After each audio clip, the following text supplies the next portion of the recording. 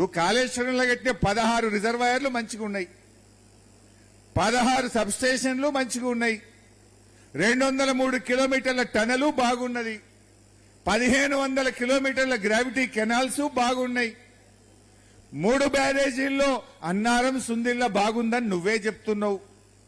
మేడిగడ్డ బ్యారేజీలో 7 బ్లాకులు 85 గేట్లు దెబ్బతినే ఎంత 2 గేట్లు. గా 2 గేట్లు మరమ్మతు చేయడానికి 2.5 సంవత్సరాలు నీకు సరిపోదా?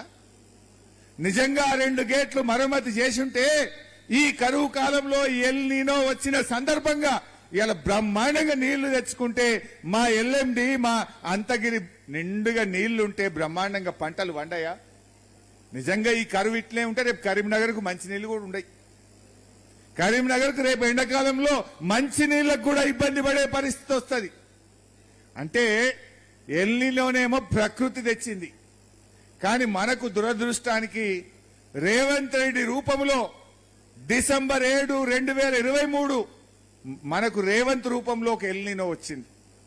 రేవంతే ఒక ఎల్నినో అయిపోయింది మన పాలిట. ఎందుకు ఈ మాట అంటున్నా?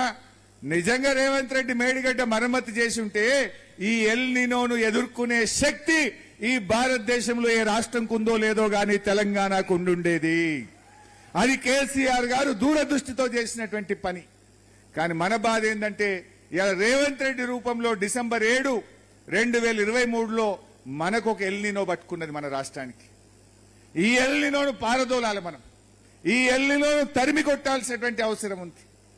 అది ప్రకృతి తెచ్చిన ఎల్నినో అయితే ఇవాళ తెలంగాణకు రేవంత్ రూపంలో మనకు 2023 డిసెంబర్లో ఒక ఎల్నినో పట్టుకున్నది.